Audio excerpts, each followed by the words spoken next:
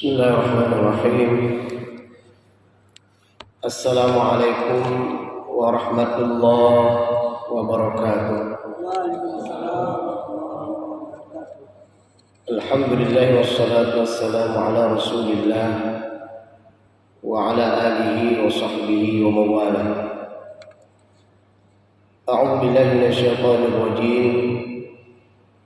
هو الذي بعث في الأميين رسولا منهم يتلو عليهم آياته ويزكيهم ويعلمهم الكتاب والحكمة وإن كانوا من قبل لفي ضلال مبين.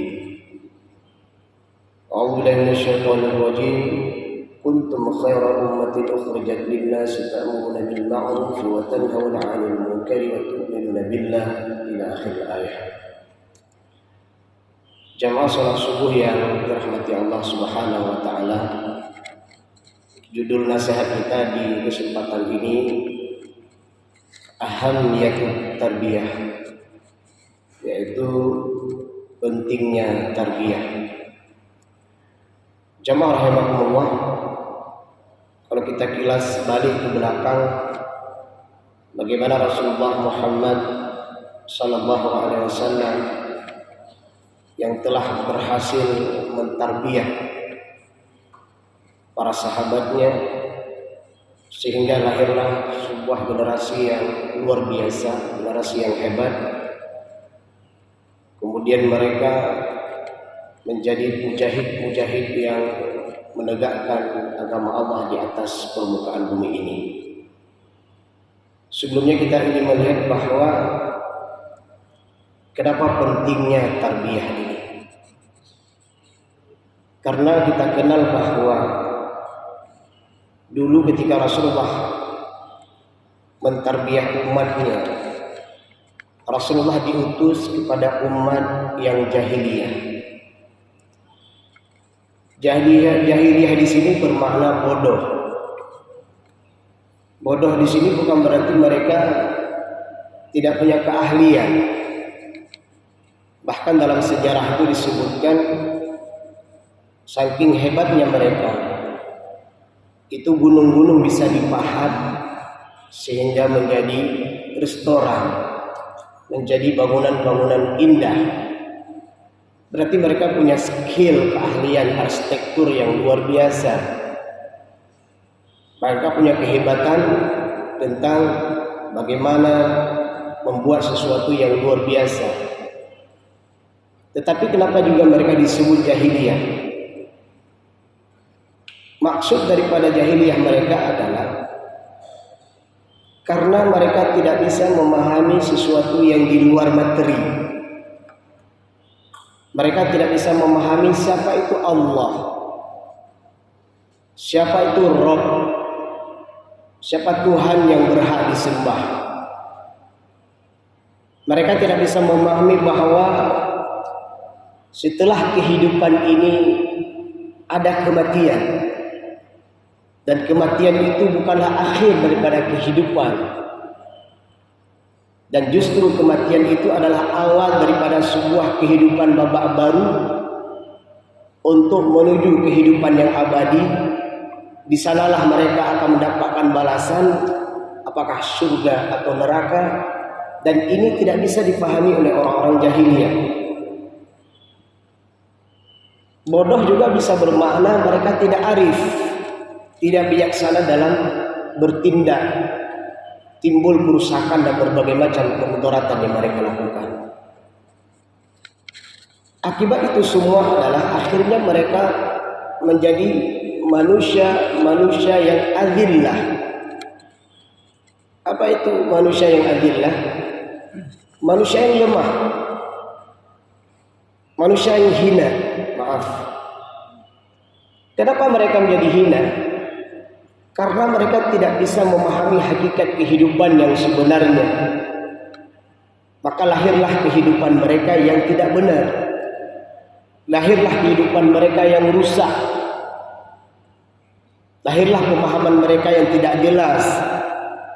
Akibat itu mereka menjadi hina dan dihinakan. Kemudian selanjutnya karena kehidupan mereka menjadi hina, Mereka juga menjadi umat yang manusia yang dhaif, artinya lemah. Apa makna lemah di sini? Lemah dalam mereka cara berfikir, lemah mereka dalam meningkatkan amal-amalnya, lemah mereka untuk memahami hakikat kehidupan,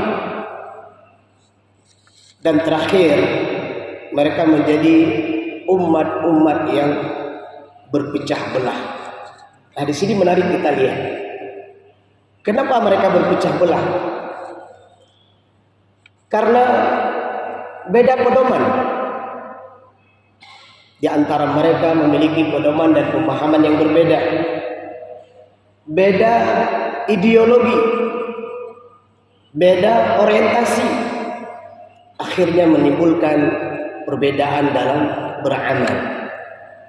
Maka jamaah rahimakumullah, diutusnya Nabi Muhammad SAW adalah merupakan an-ni'matul kubra, adalah merupakan nikmat terbesar bagi orang-orang jahiliyah pada saat itu. Kenapa ini merupakan nikmat terbesar? Karena hadirnya Rasulullah SAW ke tengah-tengah mereka, memberikan solusi dari persoalan yang mereka hadapi. Maka di dalam surat Al-Jumu'ah ayat 2 Allah berfirman, "Walladzi ba'atsa fil ummiyina rasulan minhum yatlu 'alaihim." Diutusnya Rasul ke tengah-tengah mereka adalah untuk membaca kepada mereka dari ayat-ayat Allah. Inilah sistem pendidikan yang diterapkan. Dalam proses sistem pendidikan tidak pernah meninggalkan yang namanya menulis dan membaca. Cuma yang jadi masalah sekarang adalah apa yang dibaca. Di sini yang disebutkan di sini adalah ayat-ayat Allah. Maka hari ini coba dibuat sistem pendidikan diintegrasi dengan nilai-nilai Quran. Terkadang di sini kita terkendala dari SDM yang ada. Padahal tidak ada pemisahan antara ilmu umum dengan ilmu agama. Hanya saja kemampuan kita dalam meramu, dalam menerjemahkan ilmu-ilmu alam itu, di sana ada kebesaran Allah Subhanahu wa taala. Kemudian metode apa lagi yang Rasulullah terapkan kepada orang-orang jahiliyah saat itu? Wa yuzakkihim. Rasulullah bersihkan perbuatan, adat dan akhlak mereka yang tidak baik.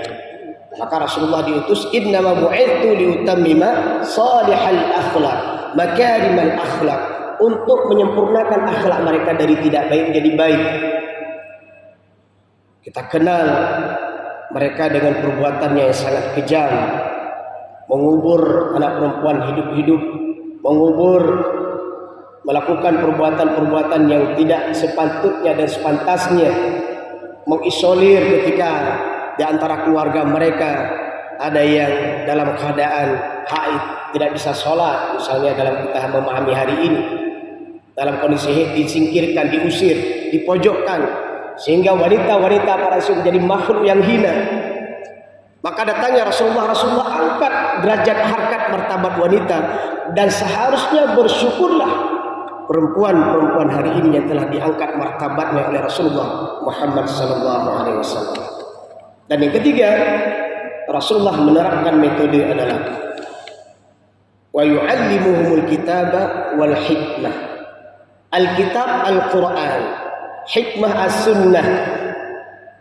Inilah yang diajarkan oleh Rasulullah SAW pada mereka, dua pedoman yang luar biasa, Al-Quran dan as-sunnah. Wa in kanu min qablu la fi dhalalin mubin, karena mereka dalam keadaan sesat yang nyata dari sebelumnya, dan akhirnya mereka menjadi umat-umat yang terbaik. Kenapa mereka menjadi umat yang terbaik?